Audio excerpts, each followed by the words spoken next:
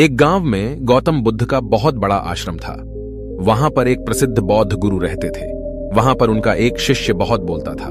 वह हर समय इधर उधर की बातें करता था। जब वह दान लेने के लिए जाता तो हर घर से एक नई कहानी लेकर आता और आश्रम के दूसरे शिष्यों को सुनाता था। एक शिष्य की दूसरे से बुराई करता, चुगली करता और दूसरों के सामने अच्छा बनने का प्रयास करता। खुद के मुंह से ही खुद की तारीफ करता रहता और हमेशा ही खुद को गुरु के सामने सबसे बुद्धिमान और उत्तम साबित करने का प्रयास करता।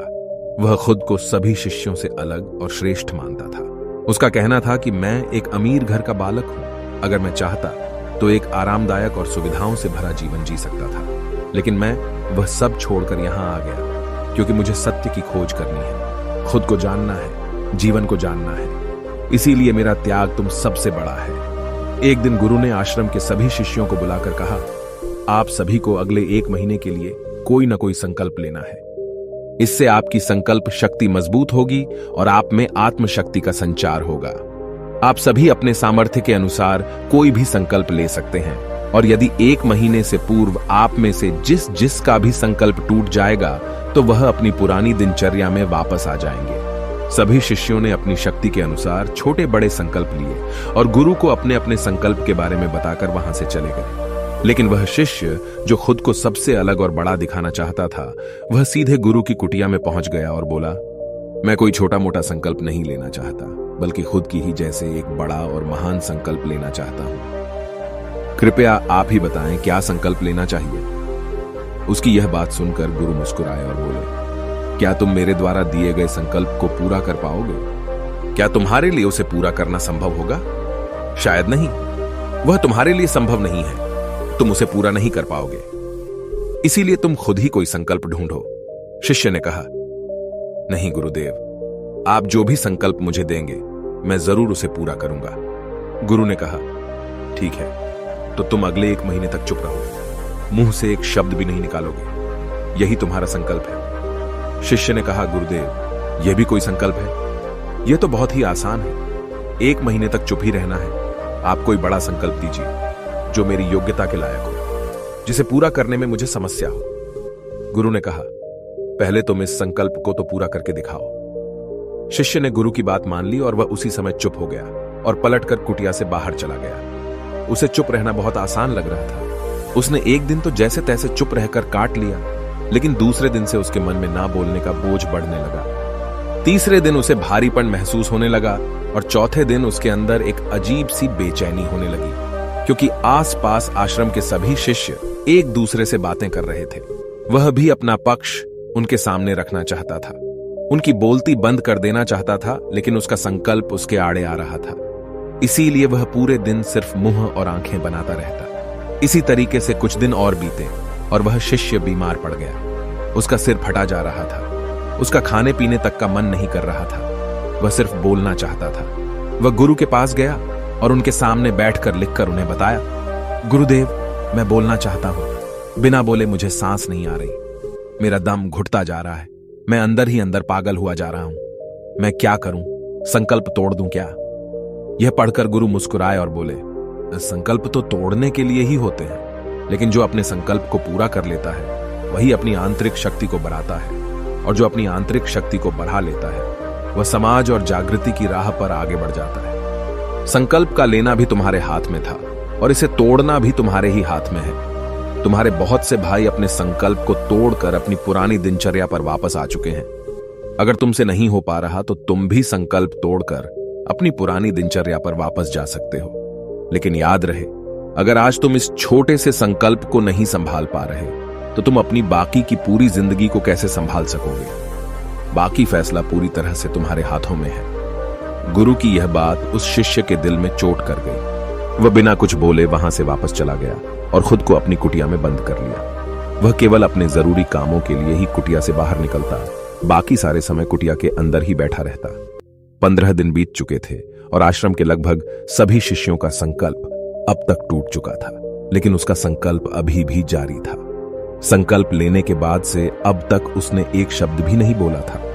सारा आश्रम हैरान था कि इतना बोलने वाला इंसान चुप कैसे हो गया। 15 दिन बीतने के बाद वह दोबारा अपने गुरु के पास गया और लिखकर बताया है, गुरुदेव, मैं बाहर से तो चुप हूं, लेकिन मेरे भीतर बहुत सी आवाजें हैं, बहुत सी चीख पुकार और शिकायतें हैं। मैं अंदर ही अंदर बात करता रहता हूं। मेरा मन तरह तरह के प्रश्न पूछता रहता है। मैं बाहर से जितना मौन हूं, भीतर से उतने ही शोर शराबे से भरा हुआ हूं। क्या इस तरह से मेरा संकल्प अभी भी जारी है? गुरु ने कहा, हां, तुम्हारा संकल्प अभी भी जारी है, लेकिन जब तक लोगों की यह आवाजें तुम्हारे कानों में पड़ती रहेंगी, तुम्हारा मन बोलता रहेगा, क्योंकि इसे तो आदत है बोलने की। तुम भले ही बाहर से चुप रहो, लेकिन तुम अंदर ही अंदर बोलते रहोगे। तुम्हें इन बातों से, इन आवाजों से दूर जाना पड़ेगा। शिष्य गुरु को प्रणाम कर वहां से चला जाता है और सुबह होते ही अपनी कुटिया छोड़कर जंगल की तरफ चला जाता है। कई दिन बीत जाते हैं, संकल्प का समय भी पूरा हो जाता है, लेकिन शिष्य लौटकर नहीं आया। आश्रम में सभी को डर था कि कहीं जंगली जानवर ने उसे खा ना लिया हो। इस बीच उसे ढूंढने की बहुत कोशिश की गई, लेकिन वह कहीं नहीं मिला। सभी गुरु भाइयों ने मान लिया था कि जंगली जानवरों ने उसे अपना शिकार बना लिया है, लेकिन गुरु को ऐसा नहीं लगता था। एक दिन आश्रम का एक अन्य शिष्य गुरु के पास आया और बोला, गुरुदेव, हमारे उस अधिक बोलने वाले भाई के साथ क्या हुआ होगा? क्या जानवर ने उसे मार दिया होगा? गुरु ने कहा, हो सकता है कि जानवरों ने उसे अपना शिकार बना लिया हो, लेकिन उसके न लौटने की एक दूसरी वजह भी हो सकती है। शायद उसे वह मिल गया है जिसके लिए वह गया था। फिर शिष्य ने पूछा, गुरुदेव, क्या ज्यादा बोलना इतना हानिकारक होता है? गुरु ने कहा, इंसान के जीवन के बहुत सारे दुखों में से एक दुख यह भी है कि वह कभी चुप नहीं रह सकता, हमेशा कुछ ना कुछ बोलता ही रहता है। सिर्फ हमारे बोलने के कारण हमारे आधे से ज्यादा दुख पैदा होते हैं। परिवार के अधिकतर झगड़ों की वजह हमारा बेमतलब बोलना ही होता है। हम में से कोई भी चुप नहीं रहना चाहता। हम बस सामने वाले को सुना देना चाहते हैं। जो भी हमारे मन में है, सब निकालकर उसके मन में बैठा देना चाहते हैं। उसे समझा देना चाहते हैं कि देख, तू गलत है और मैं सही। और इस तरीके से सब एक दूसरे की सड़ी गली बातों को ग्रहण कर रहे हैं। इस तरीके से सुनने और सुनाने का यह काम जिंदगी भर चलता रहता है। लेकिन इस नासमझी में हम अपना समय, अपना जीवन, अपनी समझ और सबसे महत्वपूर्ण व कीमती पल जो जिए जा सकते हैं, जिनको अनुभव किया जा सकता है, जिनमें आनंद को प्राप्त किया जा सकता है, यह सब खो देते हैं। लेकिन इसके बदले हमें मिलता क्या है? कुछ नहीं, सब व्यर्थ और बर्बाद हो जाता है। इस पागलपन में हमने क्या खो दिया, इसका एहसास केवल कुछ ही लोगों को हो पाता है। बाकी लोग जैसे उन्हें अपने आने का पता नहीं, वैसे ही उन्हें अपने जाने का भी पता नहीं चल पाता। शिष्य ने कहा, तो फिर इसका समाधान क्या है? गुरु ने कहा, पूरी जागरूकता के साथ अपने विचारों को देखना यही एकमात्र तरीका है। सारी मानसिक समस्याओं का वर्तमान में रहकर चिंतन करना, पूरी जागरूकता के साथ अपना काम करना जिंदगी में चमत्कारिक बदलाव ला देता है। उसके बाद वह शिष्य गुरु से अपने प्रश्नों का उत्तर पाकर उनको प्रणाम करके वहां से चला गया। उस शिष्य को आश्रम छोड़कर गए हुए 3 महीने का समय बीत चुका था, लेकिन उसकी कोई खबर न थी। अब तक तो सभी गुरु भाइयों ने भी उसके वापस लौटने की उम्मीद छोड़ दी थी, लेकिन एक दिन वह आश्रम लौट आता है। उसे देखकर सभी के आश्चर्य और खुशी का ठिकाना न रहा। लेकिन अब वह नहीं था जो यहां से गया था, वह कुछ और ही बनकर वापस आया था। उसके अंदर एक गजब का बदलाव महसूस किया जा सकता था। उसके चेहरे पर एक गजब का ठहराव और आंखों में बनी शांति थी। आश्रम में आते ही सभी गुरु भाइयों ने उसे चारों तरफ से घेर लिया और बातें करने लग गए। वह भी अपने गुरु भाइयों से बातें करने लगा। उससे बात करने वाले सभी ने यह अनुभव किया कि अब वह पहले जैसा उतावला और बातूनी नहीं रह गया था। उसके मुंह से एक एक शब्द बहुत ही सुलझे हुए और मधुरता के साथ निकल रहे थे। थोड़ी देर तक गुरु भाइयों से बात करने के बाद वह सीधा गुरु की तरफ चला गया। उसने गुरु के चरण छुए और कहा, गुरुदेव, क्या मैं अब भी मौन हूं? क्या अब भी मेरा संकल्प जारी है? गुरु ने कुछ देर तक शिष्य की आंखों में बड़े ध्यान से देखा और कहा, हां, तुम अब भी मौन हो। तुम्हारे मुंह से एक भी शब्द निकल नहीं रहा और तुम्हारा संकल्प अभी भी जारी है। शिष्य ने कहा, गुरुदेव, जब मैं आश्रम से गया तो मैं मुंह से तो चुप था, लेकिन मेरे अंदर बहुत सी आवाजें थीं। मन में बहुत से प्रश्न थे और वह बंद नहीं हो रहे थे, तो मैं जंगल में चला गया, इस उम्मीद से कि वहां मुझे शांति मिलेगी और मेरे मन की बकबक कम हो जाएगी। लेकिन मैं जितना एकांत में जाता गया, मेरे अंदर की आवाज उतनी ही तेज होती गई। मेरे भीतर की पुरानी से पुरानी आवाज मुझे सुनाई देने लगी। तब जाकर मैंने महसूस किया कि मैं कितना गलत कर रहा था। जब मैं अपने परिवार वालों, दोस्तों को और गुरु भाइयों को बुरा भला कहता था तो उस समय मुझे लगता था कि मैं सही कह रहा हूं। जब मैं गुरु भाइयों की एक दूसरे से चुगली करता था और उनका मजाक बनाता, तब भी मुझे यही लगता था कि मैं उनसे बेहतर हूं और मैं सही कर रहा हूं। लेकिन उस दिन मैंने पहली बार महसूस किया कि मैं कितना गलत बोलता था। काफी दिनों तक ये आवाजें, ये शिकायतें मेरे अंदर चलती रहीं, लेकिन धीरे धीरे करके एक दिन ये सारी आवाजें मेरे अंदर से समाप्त हो गई। अब मैं भीतर से भी मौन हो गया। उस घने जंगल में बाहर से कोई बोलने वाला था नहीं और भीतर कोई आवाज बची ही नहीं थी, और मैं उस दिन पहली बार मौन का सही अर्थ समझा। मेरे चारों तरफ बहुत शांति थी। हालांकि अभी भी कुछ आवाजें आ रही थीं जो पहले भी आती थीं, लेकिन मैं उन्हें सुन नहीं पाता था। पर अब वह सभी आवाजें मुझे स्पष्ट रूप से सुनाई दे रही थीं। हवा के चलने की आवाज, चिड़ियों के चहकने की आवाज और पानी के बहने की आवाज। ये सभी आवाजें मैंने पहली बार पूरे होशपूर्वक सुनी। अपने चारों तरफ इतनी शांति मैंने पहले कभी महसूस नहीं की थी। तो इस शांति को भंग करने के लिए मैंने पहली बार अपने मुंह से कोई शब्द निकाला। मैं चिल्लाया, हे ईश्वर, ये कैसी शांति है? सभी कुछ इतना शांत क्यों है? ऐसा क्या हो गया? लेकिन मेरे चिल्लाने के बाद भी शांति भंग नहीं हुई। सब कुछ पहले जितना ही शांत था, बाहर भी और भीतर भी।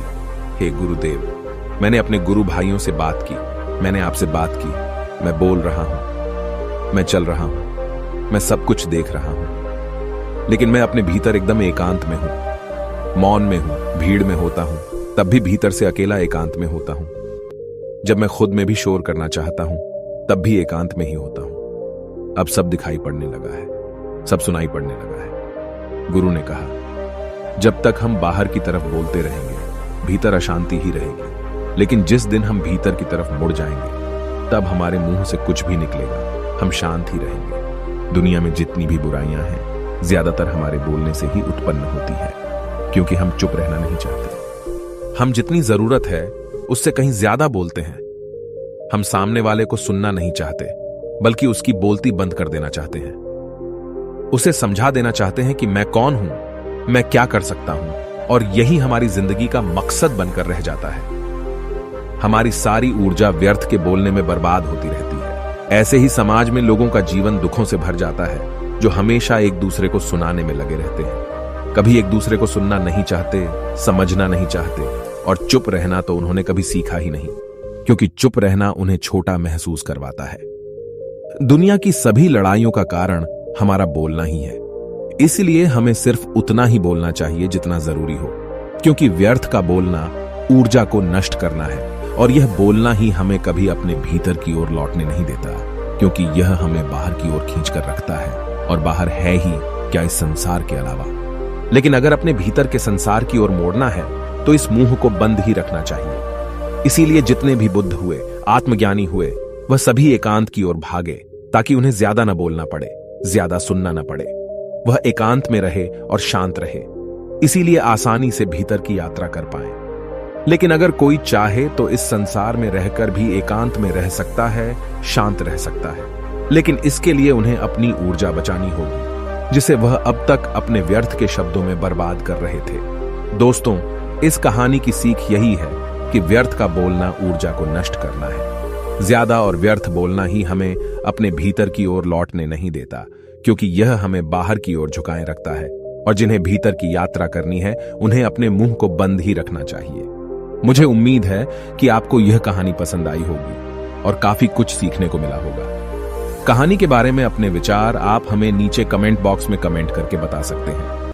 जाने से पहले वीडियो को लाइक करें और चैनल को सब्सक्राइब जरूर करें।